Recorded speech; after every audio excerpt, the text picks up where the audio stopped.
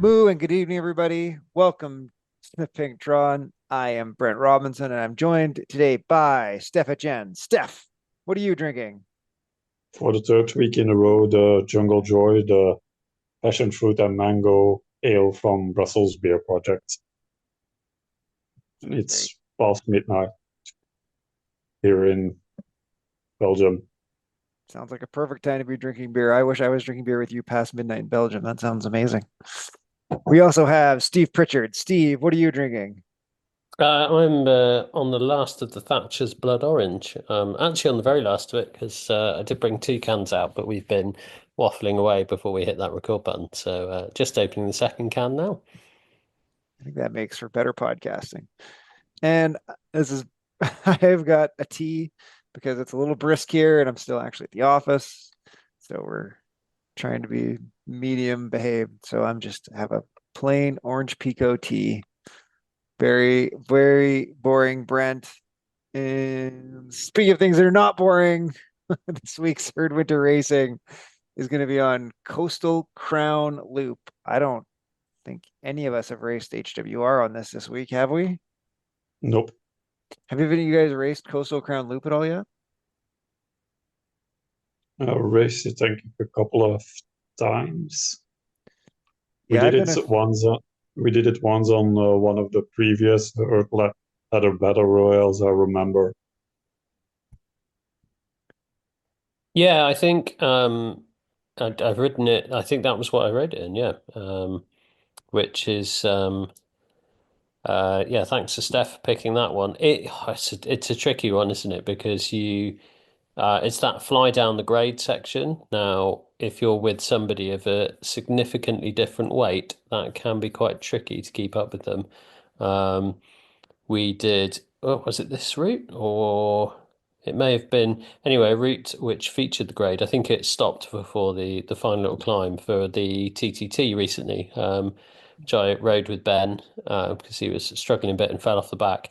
And I was having to do, Ben was freewheeling and I was having to do 2.5 watts a kilo to keep up with him, which is always quite entertaining at that point.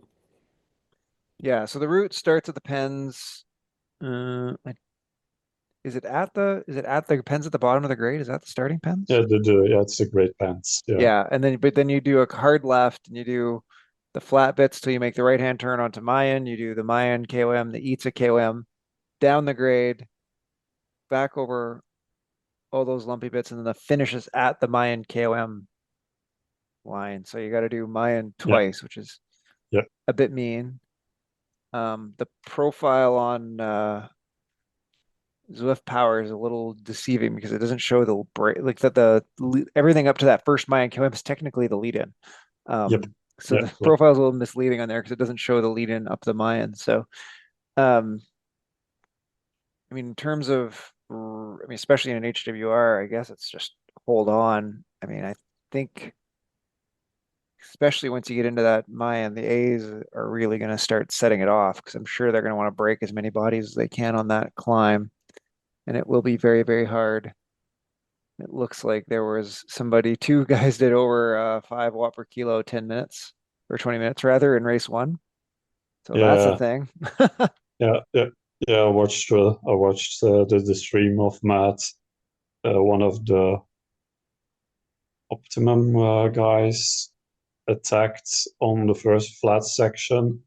He got quite a gap. Then another Optimum guy bridged to him, left that guy. He strolled away, and I think some esport pro Norwegian guy at Movistar. I think somehow he jumped across and yeah, he won the race in the end. But yeah, The Dar Mel, who yeah, yeah, is an e-rider for Movistar. I didn't know that Movistar had an e-riding team, but there you go. yep, He is a sixth place in the UCI e-cycling World Championships in 2024 in Abu Dhabi. yep, I mean, this is kind of the fun of HWR, right? Is some dude like this just rolls up to your race and you get to go see how you stack up. The answer is he smashed everybody. Well, smashed. He only won by 9 seconds over that one Optimum guy. So, um, Yeah. Yeah, It's a course I've Matt's not quite worked out this one because it's is quite draftable. And I'm never too sure whether it's worth burning an extra match on mine to be with people for that, especially that first bit of it. Um, Especially this way around because you go down the grade. Normally, like I think I've normally done these two climbs where you know you've got the top half of the grade to come. So I've just yeah. decided I'm going to make more back on the top half of the grade than I'm going to lose by not drafting people up it. But Yeah. I mean, if I was in a straight up B race, I'm can guarantee you my strategy would be to not try and drop people on Itza, but I would try and shake and knock people off on the grade. Like we'll talk more about trainer problems, but if you have the normal good super tuck and you sprint to the bottom of that grade and you catch people off guard, especially if you're a little bit chunky like me, you can definitely catch some people off guard there. I've done it for sure and put 10 seconds into people before they get to the bottom. But if you can get, Yeah, you could see it on Matt's stream. He was at the back, and you could see his power surging for Bitch just to keep that draft, keep that connection with the group. yeah, and if you could get 5 or 6 big bodies away on that descent, and then you guys can like work as a group across that flat bit to get back to Mayan. That's probably enough space to hold off the lightweights if they come back to you on Mayan. So that's what I would do. If I was a lightweight, I would definitely try and break people in the second half of Itza before we got back to the grade and try and shake people off the group. Um, in a HWR as a mid B, I'd probably just try and hold on for dear life as long as I possibly could. I feel like if you're a C or D, you should just look around you and see who's close to you and go their pace, and then try and beat them up by in the second time. I mean, Yeah, maybe you probably could sprint try. away from them. Yeah, try to see if people make a conscious decision. If you see other people dropping, maybe don't try to hang on for dear life because you might blow up and get.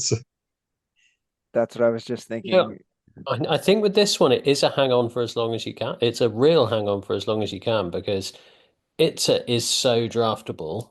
If you can hang on, if people are getting dropped on mine, you've got to try and hang on to that first start of it because you'll put so much time into people on that draftable sort of first half of it. So even if you then back off when it gets so sort of the last third, isn't it? It's this sort of steeper bit of it.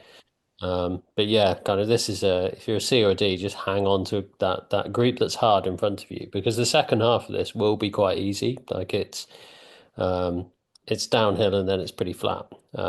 Obviously you've got to go back up the mine again, but if you've got 2 minutes down the road from somebody that they're not taking that back on your mine, are they really?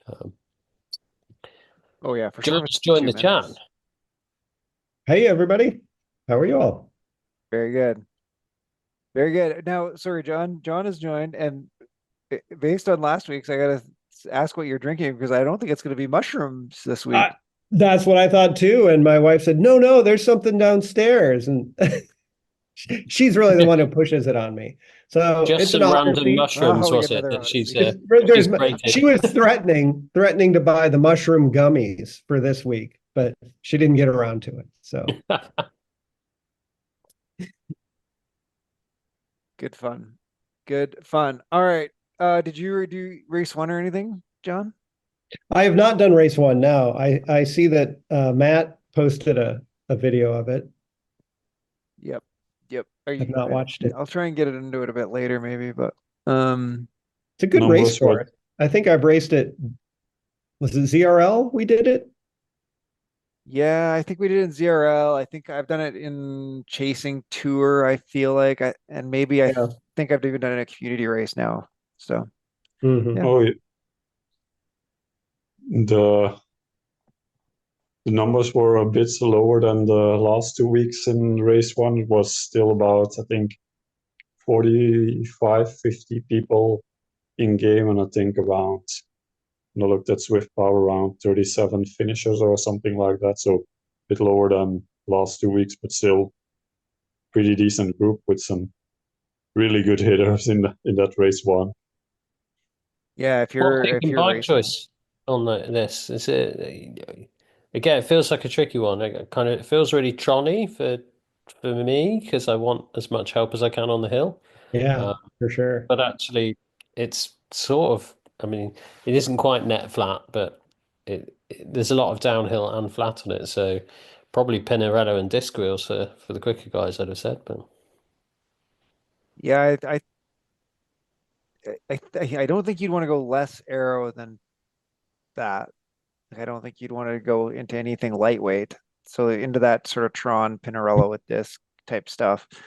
I think there's an argument to be made for full aero, especially if you're either one, not going to be dropped on the hills if you're strong, or Mhm. if you think you're going to be in your group on the hills, right? If you think I'm going to get dropped in any event and I want to win a sprint or I want to like catch a group in the flats in the second half, that kind of thing, then I think you're going to want the full aero because you will be able to put time into a lighter setup from the top of the grade to the start of mine over that stretch at the same power setup. So pick your Yeah, poison. because mine is pretty steady, not as a couple of pinches, but not really something that's long, and it's all on that last K. Last part is the most difficult one, but outside of that, it's rollers and quite afterable. So I think indeed Pinarello, something How long is the decent all flat rounder. right before the finish? Is there a significant chunk? I feel like it's a couple Yeah, hundred meters. it's longer than you might think. I've tried to Yeah. win Yeah, from that last bit and tried to like sprint into that and win that sprint, and it is like It's I don't longer than know, you wanted. longer than you I think think. I think it's easily a 300 meters still. I mean, that's a proper sprint. Yeah. Yeah. Yeah, Yeah, that's what I was just gonna say too, is you might want your full arrow setup for in there to win that sprint from there. Mhm. It's not a true uphill finish, even though it's uphill for the last 2 kilometers to get there. Yeah. Good.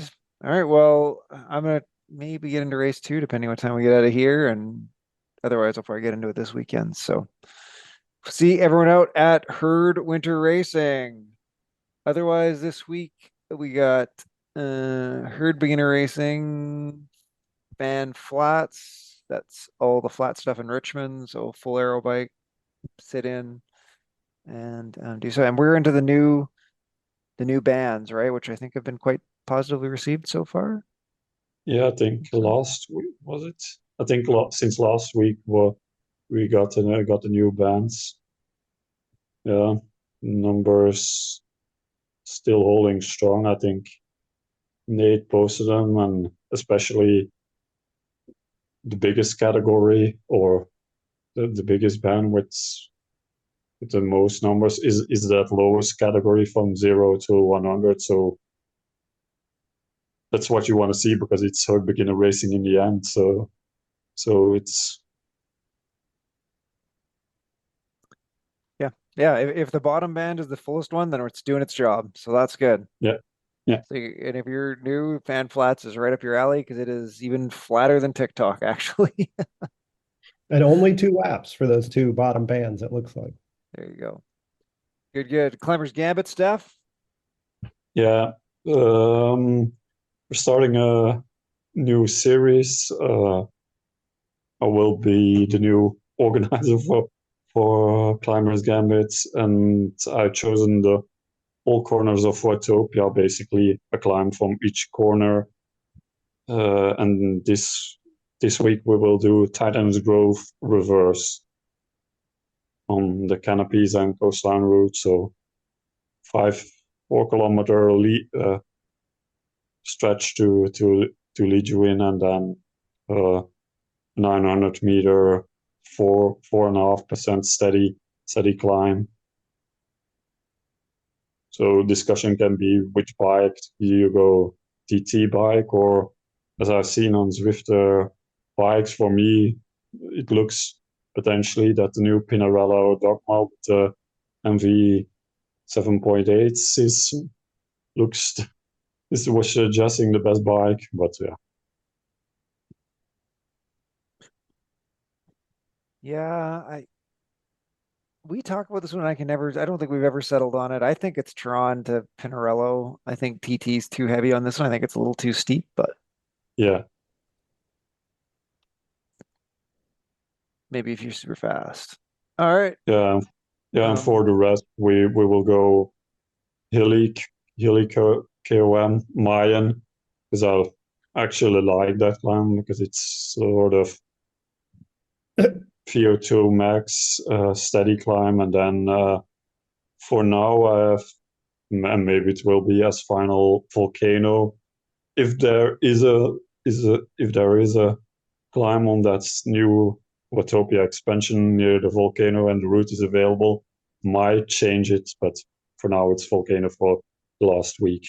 So 4 week series now entirely in the ZRS bands, because last series was half in the old bands and half in the old cats and half in the ZRS bands, which gave a bit of wonky result. But yeah, we'll see how it goes.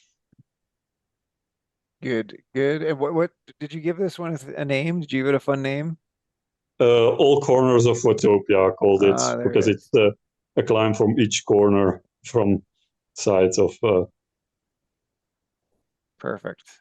Herd of mountain I goats. find it was- fascinating that you like Mayan though. Like that's right in the middle of the efforts that I don't like. Kind of 4.5 minutes. I've just got no idea how hard to go that time. Like Yeah, for me, Zwiftcom, like that 2 minute effort, I know how hard I can go for 2 minutes, but for some reason stretching that out 4 or 5, that I really struggle with. What's yeah, the top but end of I that think range? Like volcano? Sorry? Like what would be the top end of where your question mark is? Like volcano?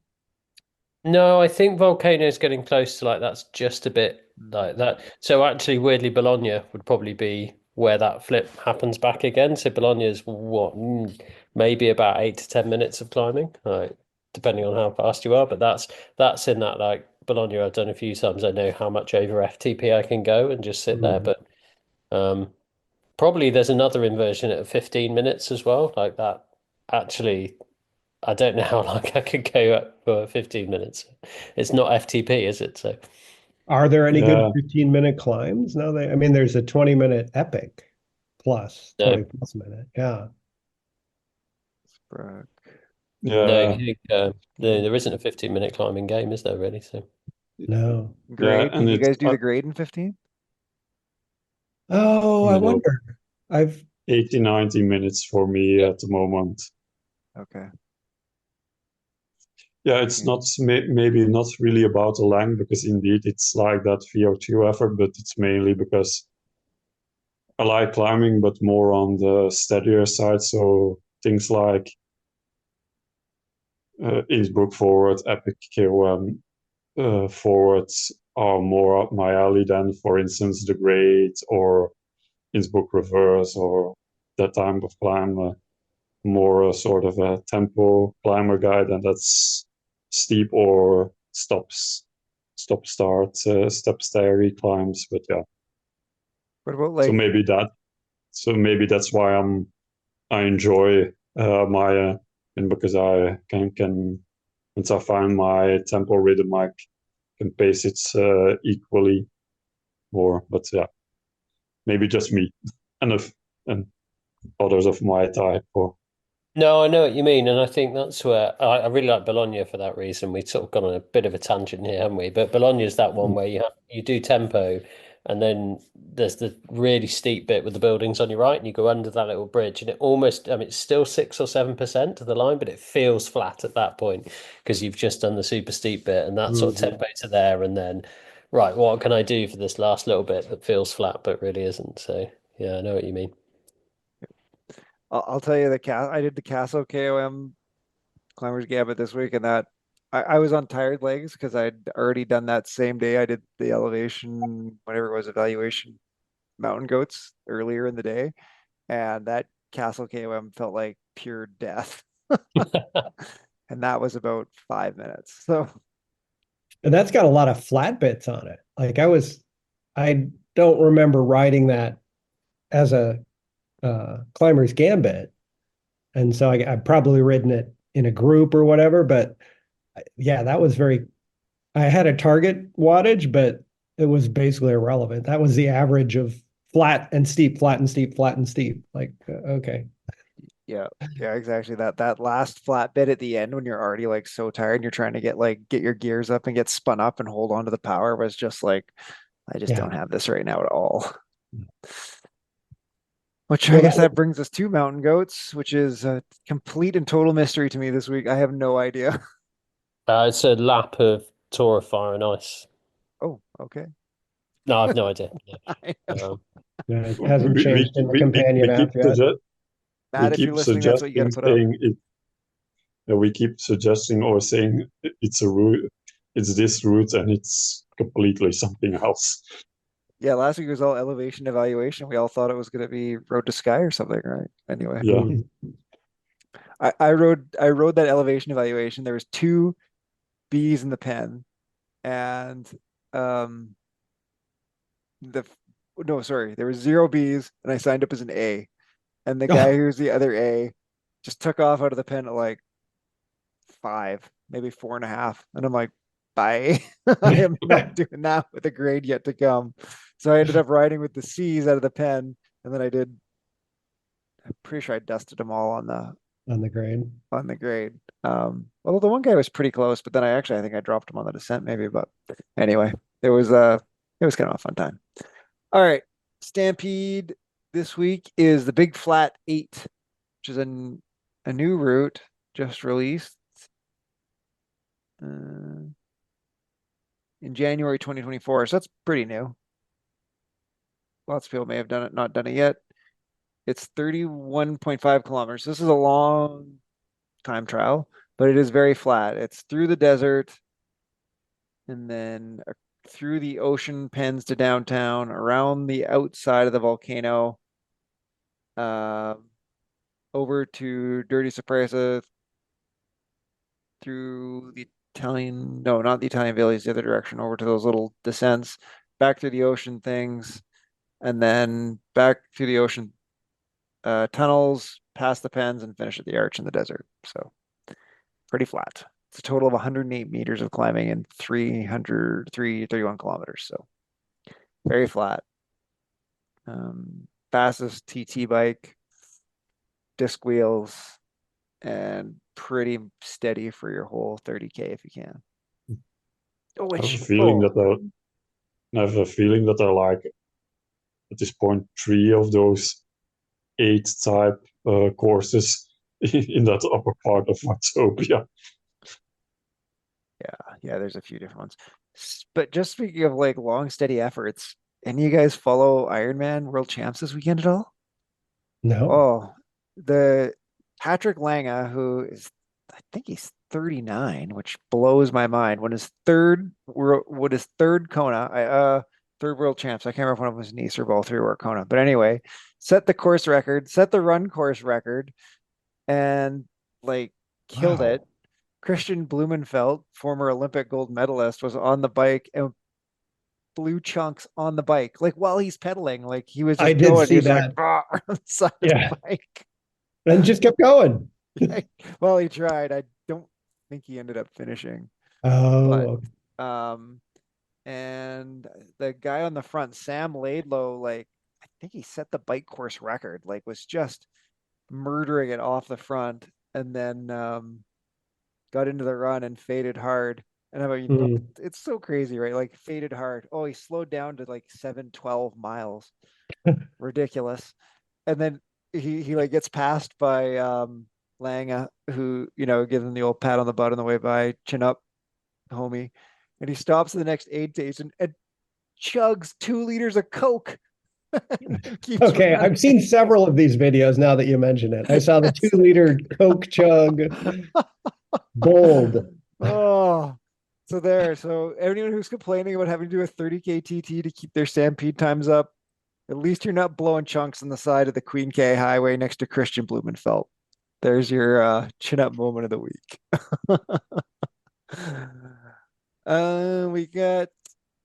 I think we're starting a new series of Bullseye this week. Looks like Volcano Circuit.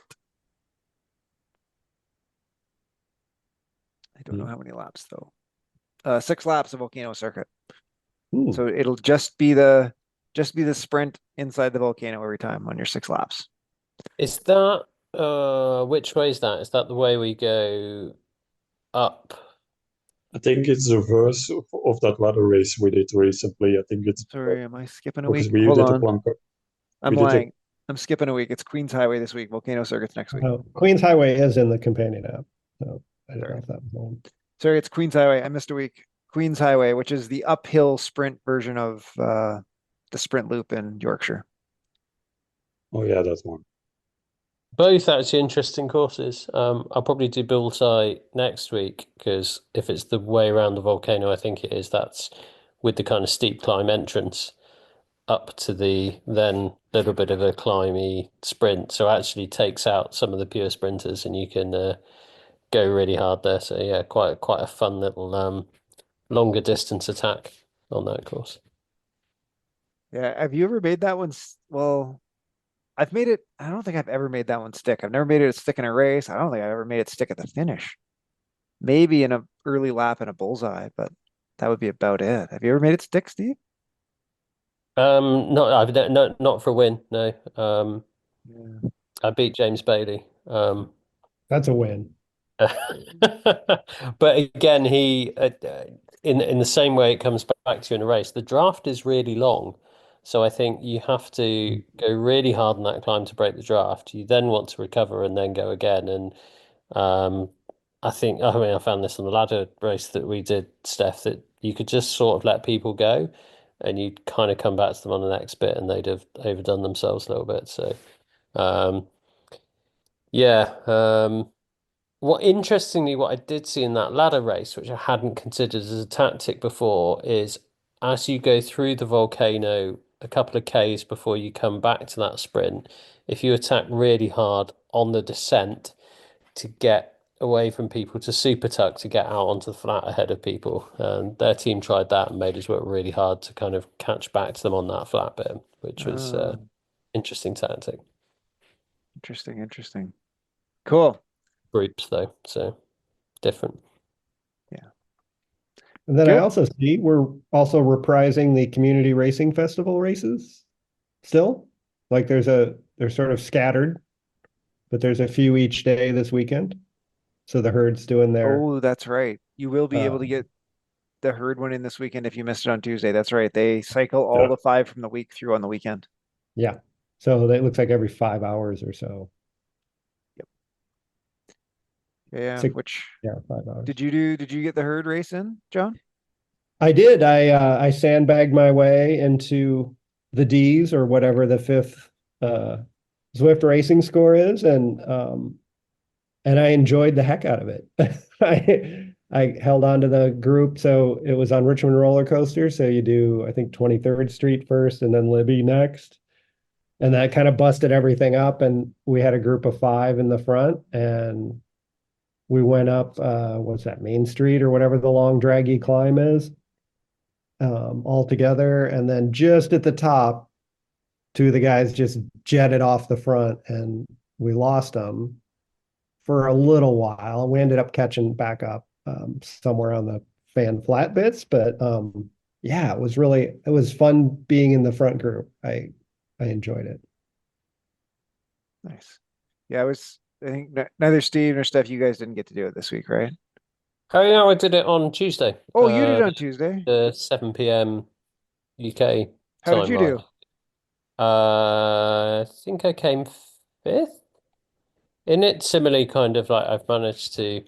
I'm in this really weird kind of somewhere between 348 and 352 Swift Racing score. And yeah, it was interesting because Hugh from the herd was in there as well, and is a lower score, so he ended up in the second group. But nobody was really motivated in the front group to work super hard. So a couple of times we broke away, and that second group were quite motivated and working together, and they caught us up every time. And I think Hugh ended up getting quite a boost to his racing score and his metal score as well. Because he just raced well, stayed in that group, finished quite high up. So yeah, it's interesting to see how though the Zwift racing score made a couple of groups, like as you'd expected, people clump together on climbs, but those groups are still close enough that if the front group doesn't want to work hard, the second group, being motivated and working hard, can get back to them. And on a flat course like the sort of second half of that is kind of you get back to a group and you stick in the draft, it's then very hard to get dropped again, isn't it? So yeah, it was an interesting race. Yeah, I raced it. We had 3Bs. The one guy was like a lower B, and we dropped him on the first two climbs. He clawed back into the two of us on the second half. We dropped him on the long draggy climb, and then me and the other guy had like a little standoff where he would go to the front and I'd sit in behind him, and then he'd slowed right down, probably for me to go for the front and take a pull, but I would not take a pull. I would sprint as hard as I could and try and drop him.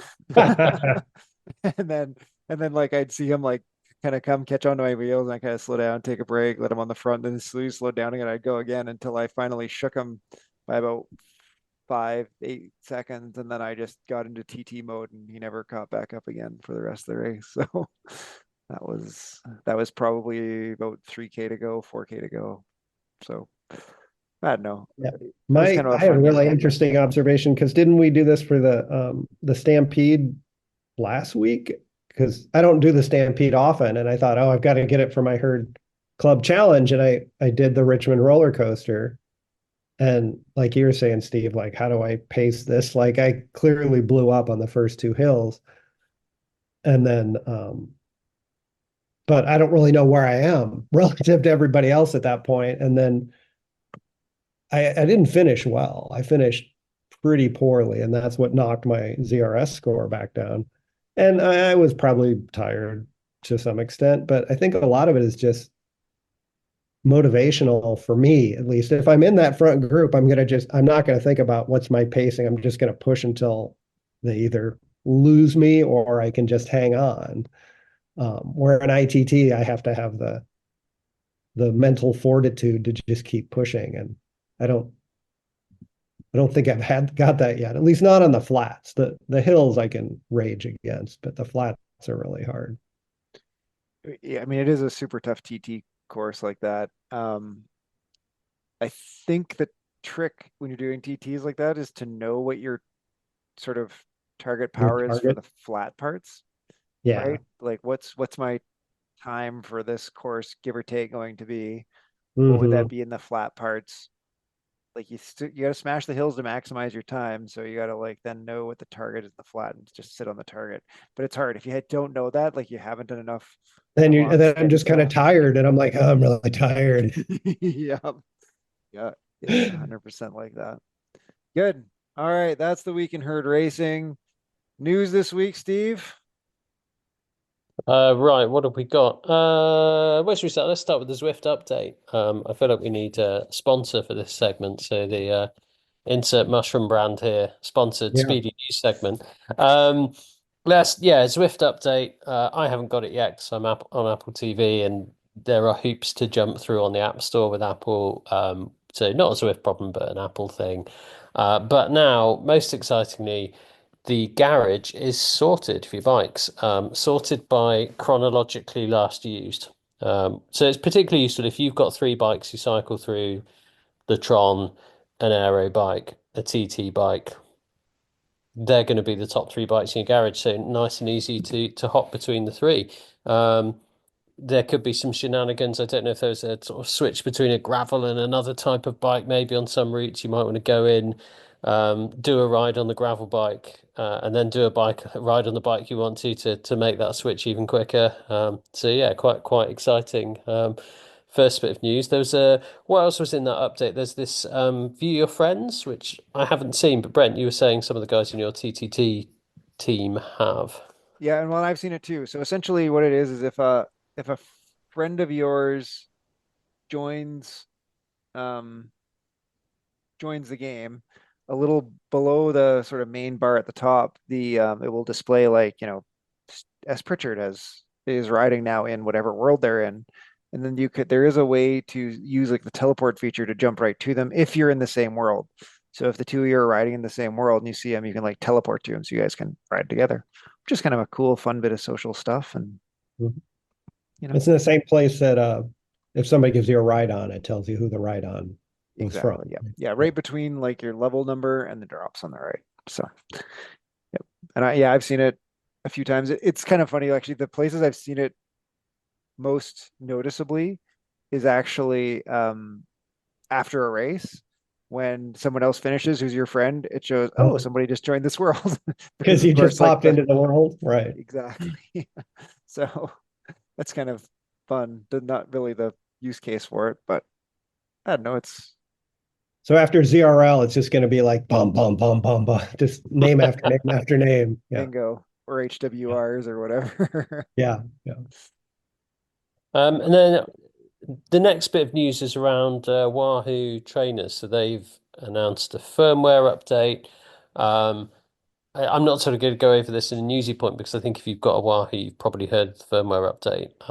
But from our perspective, what it seems has happened is they've done a firmware update to fix some issues there were with virtual shifting, and it seems to have introduced some unforeseen bugs from what we've observed. So we know Craig's had some problems with his Wahoo kit and has had to do the factory spin down, which apparently isn't well, not approved, but the Wahoo says it automatically calibrates every time you ride, and if you do a factory spin down, it ages your Wahoo prematurely. And we know that Matt DeFreitas had a similar issue as well with his Wahoo. Um, Basically doing the same thing. It's this doing funny things when you go to zero cadence. In Craig's case, it was that it never registered zero cadence, so he couldn't super tuck. So a bit of a disadvantage. And in Matt's case, he had a bit of an issue where he was reading sort of 5 or 10 watts when doing no cadence, which it's a bit of a performance additive maybe, but or could actually have the same problem if you can't get in the super tuck because you need to have 0 watts, zero cadence to get there. It can hurt you in races as well. So yeah, funny things happening with Wahoo kit and that firmware update at the moment, but seems to be fixed by doing that factory spin down from what we've seen, doesn't it?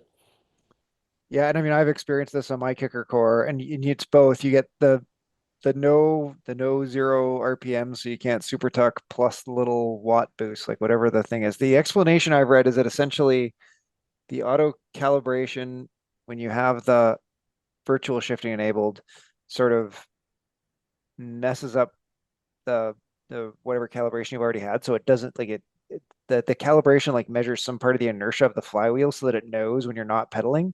But when you're doing the virtual shifting, it messes up that determination of when you're not pedaling anymore. So it doesn't know that inertia zero is actually zero.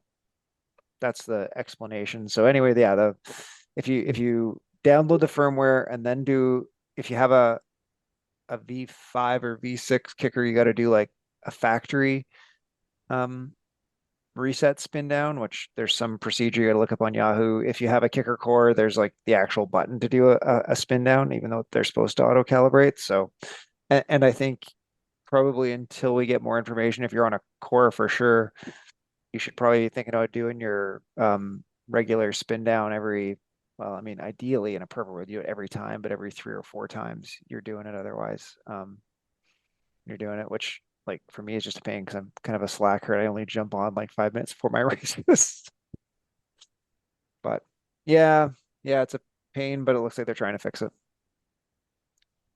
And the last thing is proper newsy news. For herd people anyway, we've got excuse me, a bit of a watch this space. Mariline has trailed in the event organisers chat a potential herd Omnium event coming up. A couple of TBCs and asterisks to be applied to this that Mariline needs to speak to James at Zwift HQ and make sure we can get the slots and do what we want to be able to do with them to do it. But this is the return of the herd Omnium, which I thoroughly enjoyed last Yeah, time. I'm so excited to hear that. That's going to be great fun.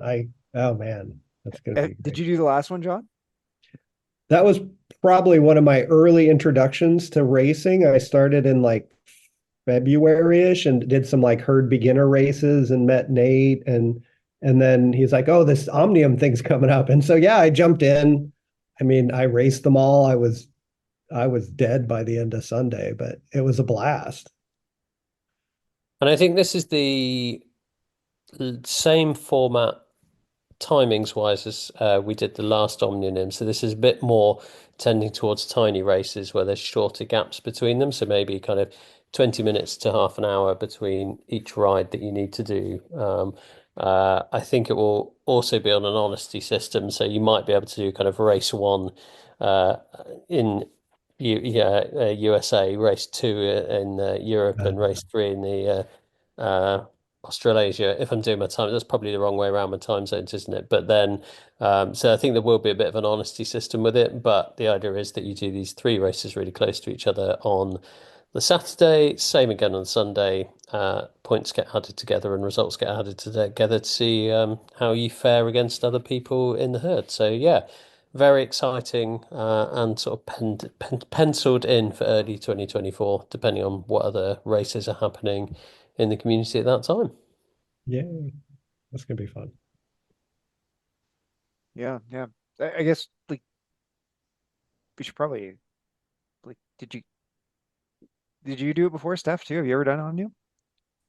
No, because I joined in March 23, Okay. so I think past the Omnium, or didn't know about it at the time. And the earlier this year, I was still in a like a training program, so was still well, wasn't really optimized for my schedule at the time. But yeah, looking forward to it.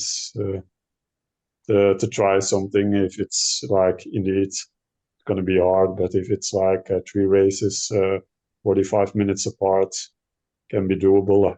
Seen the like 4 hours or 3 hours apart, which taken all weekend, that's a bit more difficult to plan it around. But yeah, I Yeah, remember a big party on Discord for sure, that it was well attended enough that Discord was pretty hot, pretty lively. I because the original Omnium, we did do the kind of like herd events over the weekend. They were quite spread out. It was a bit harder to yeah, complete, wasn't it? And a bit less attended. But what I really liked with this one recently with the proximity of the events is you've kind of got a decision to make about how to spend your chips. So Oh, I remember there was a climbing event followed, which probably was after a TT. And I kind of decided, right, I'm just going to actually probably spin zone 2, 3 on the TT to save some chips for the later race. And people were doing the opposite. So mhm. yeah, good tactical sort of weekend decisions to make as well. choose your battles sort of yep. thing. I got to do it at 2 in the morning is my recollection because I couldn't do it during the day. Oh, And the APAC time was like from midnight till 2 a.m. So I did like the midnight till 2 a.m. races for the weekend because that was the only one I could fit into my schedule. that's got to be surreal. It was unpleasant. Yeah. Yeah, and then how do you fuel that, right? Like you ate 7 hours ago or something, 5 hours ago. Yeah. Yeah, I don't even I probably ate a banana or something. Sure. Tried to stay off the beers. Yeah. All right. And that brings us to Around the Horn, which with these Wahoo firmware issues, we were going to talk a little bit about what it's like the experience of um these e-racing, e-fitness, whatever types of events we're in, and sort of the sense that sometimes maybe whatever your results are aren't what you're being told by the devices and how that feels or how frustrating it is, stories about that. Because of course I've been doing it with these um Wahoo updates, right? Like you don't know. I've been doing good in some races and you get like close to some PBs and then you're like, was that real? Am I fit or is my trainer mucking stuff up for me? I can tell you I did like I was running on Zwift for a while and I had a Ticker X heart rate strap. And let me tell you, you want to think there's problems with bike trainers and stuff. This thing would just magically say I was like running at like 230 kilometer pace. Like just it would just spike up Like you'd just be like going along, treadmill set to like 430 a kilometer. Next thing I know it, the game is just showing me at like 230 a kilometers pace. And you're like, oh, that's You're great. passing the bicycles at that point. Yeah, for sure. Like I used to be one of my favorite things to do is run on like Lorraine or, or Venton. Yeah, You'd then go you'd be smashing past blowing by people because it them. doesn't running doesn't take into account grade, right? No, And it just puts in pace. Whatever the treadmill, like whatever your pace sensing device says, that just says you're going that fast. So even yeah, if yeah, you're which that's fine. Yeah. yeah, yeah. That's why racing. But there was like, well, and then I was in a duathlon event with Matt DeFreitas, I think, and another friend of his, um, Herbert Crable. They had another guy, and we were running against these German guys, and they were all running like 3 minute Track kilometer, like people. 2Ks or whatever. And you're like, really? Every guy in your team is running world record triathlon Mhm. pace, 2Ks? Okay. Anyway, it's just stuff like that. So I don't know. Have you guys ever, how do you guys deal with that, or how do you feel about it, or what is it? Did it change your perspective on e-racing stuff?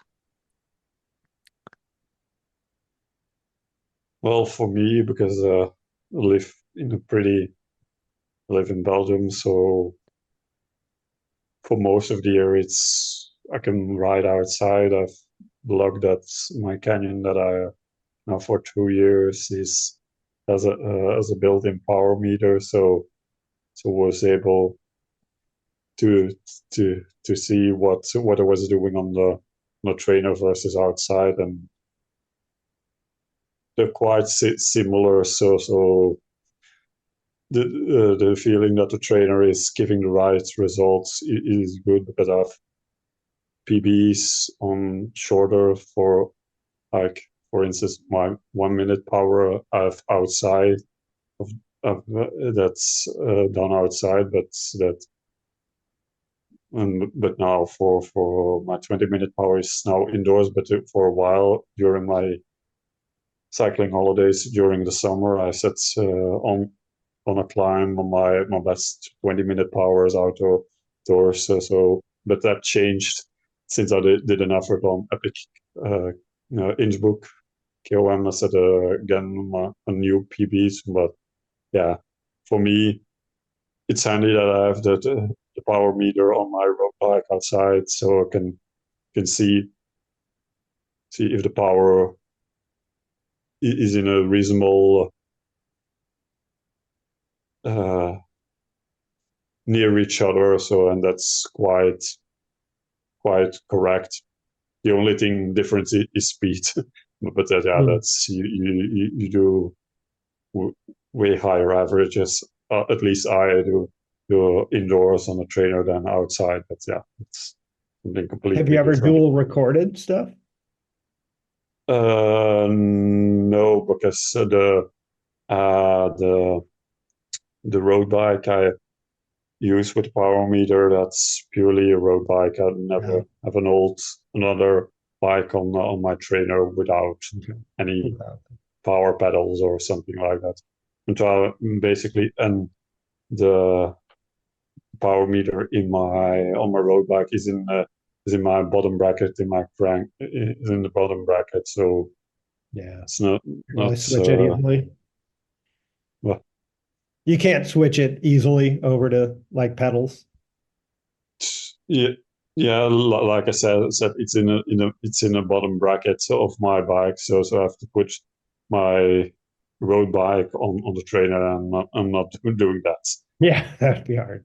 Yeah. It's not I worth set it for up the my dual old road record. bike on the trainer for a reason that stays on there for that has stayed there for now 18 months. That's a dedicated bike for my trainer. Yeah. But I think it's a super good point that when you like, it's a kind of a bit of a sales pitch for having a secondary power meter. And I used to have one too, but it actually broke and died. But having that secondary validation is certainly um, helps. Like it just helps know that the indoor stuff is real. I mean, some of it's time, but for sure, like you go out and ride outdoors and you're doing it 20 minutes, that's within 5-10% of what you're doing indoors. It just you know that it's Hmm. all real. Now you're shaking my faith, Brent, because I always assumed it was just real. Like I don't have any power meters on any of my outside bikes, so and when I started early days, we had like an old spin bike, but it broadcast a power number, but I figured it was, plus or minus 10%, 20%, something like that. When I did get a trainer, it wasn't, I think my FTP went up by like 4 or 5 watts. So it wasn't that far off. It was, you know, not horrible. But yeah, I guess I have not, I mean, I've experienced certainly days where I felt like my legs were not good. But not that I was doubting the numbers that it was putting out. Yeah, I sort of similar to Steph. I do enough riding outside that kind of I know when to be suspicious of things. Um, and I think you have to be cognizant that Zwift is so much quicker. So to give an illustration, I've done a TT today, which is a 10-mile TT on Zwift, and I've just got the numbers out. I've knocked that out in 26 minutes 52. I semi regularly do a 10-mile TT near my house, which has 81 meters of elevation as opposed to the 180 meters of elevation I've done on Zwift today. And my record for that is 28:13. So what's that, kind of 90 seconds slower? That's I would have predicted more on Zwift, honestly, like faster, like Yeah. more difference because it's so, I don't know. There's a lot of assumptions of Zwift of like how slippery the bikes are, what CDA is, how good your position is on the bike, how nice your top fits and things like that. So yeah, I've been lucky. I've not had technical breakdowns. I did have on my old trainer every so often, if the internet signal went a bit squiffy, it would lock at whatever power you were most recently at. Oh. So it would just sit there at 260 watts or 200 watts or whatever, and you'd be pedaling. And the only way you could get it to stop would be I can't remember now. I think I had to stop pedaling entirely, so it got a zero. And it was like, oh, you've stopped pedaling entirely, reset to zero, and then you could go again. Yeah, that was obviously a reason to buy a new trainer. But no, I've not had anything that's caught me out. Although so the things that have caught me out have all been software and user error based. I think the amusing one, which I've mentioned on the show before, was having let my wife use my account to do a workout to see if she got on with it. So she did a ramp test to work out her FTP. We set the FTP correctly. Cool, we know what your FTP is. When you want to go in, just log in, change the FTP, do a workout. So we did that. I forgot that I'd changed the FTP, jumped on to do a team time trial, and obviously your sprint settings and everything are set on your FTP and what percentage of that you're doing. So I spent the entire TTT with my avatar sprinting, which was really entertaining for everyone in the group, even though I I'm remember sat that. doing kind of like 2.7 to maybe 3.5 watts per kilo. Just with where Harry's FTP was set, it made it look like it was a out of the saddle sprint, which was I didn't know it was based on FTP, but that of course it is. Yeah. Yeah, and I mean, at the end of the day, I mean, regardless of what the numbers say, you know when you're going hard, you know when you're trying, you know when you're getting tired, and some days are better than other days and that kind of stuff. For me, it's always just the only time it gets wonky or feels disappointing to me is when you feel like you're getting improvement or whatever, and then like 'cause you're always going hard, right? And sometimes hard is like 320, and sometimes hard is 330, and sometimes hard is 340 when you're Mhm. like at those numbers, but then like it's like, oh, your trainer's doing something funky. That hard 340 you thought you were doing was actually a hard 320, and you're like, dang, that was which isn't like 20 watts is like 50, but 7.5% of 300 and some odd. It's like, so it's like kind of in that middle like trainer accuracy. Like it's not really going to make that much difference. Totally like outdoors from like having to pause around corners and stuff would make all that difference, but Mhm. it's just a little bit like, oh dang. yeah, it's Probably not. interesting. So I had a chat with I had a very long chat with a friend of mine at the weekend because we did a long bike ride together. one of the things we talked about was different metrics. He was talking about whether to get some power pedals for his road bike or for his off-road and road bikes. Because he was saying in the winter he goes mountain biking and he knows he's working just as hard, but kind of trail conditions, slippery rocks, all those things, he will struggle to be doing 18 kph average speed. And he said in the summer that'll be up at 24. And he said he knows he's working just as hard, but that's just road conditions for you, isn't it? So we kind of agreed that average speed is a really, really bad metric. Yeah. My argument was that kind of time on arse is quite a good metric. So um, most of most of my outdoor road rides are zone 2, 3. I'm not really smashing it. I'm not going super slowly. I'm kind of in that zone 2 to tempo range. So actually, time on arse is probably a really good metric at that point. Like how long have I spent riding? I don't really do any training outdoors other than doing long rides. I'm not doing kind of workout type stuff that people would do on Zwift. So I think you can use that time metric, and then there really is no substitute for that technology and watts, is there? When, like you say, Brent, when you're trying and you're doing an effort and you're going really hard and you want to know whether that's 320 or 340. So yeah, just massively annoying, I suspect, when that breaks down and you think you're getting better and actually it's just the machines, the batteries are going flat or something. I don't know. Or you didn't calibrate or whatever. I mean, it can happen outdoors a little bit, but then usually it's there's no sort of technology problems in how fast you're going in the real world. Like if you're going faster, you're going faster. Right. So I will say that's like in terms of using outdoor power meters, like if you're doing road race stuff, and I've done 5 road races, so super pro. But anyway, it's not as important, right? You try and hold on to the wheels of the people you're with, and if you can hold on to the wheels, you can hold on to the wheels, and you're not really looking at your power meter. When you're doing triathlons or TT stuff, having it really can improve, I think, your performance and that kind of stuff, because you can, number one, not go out too hot.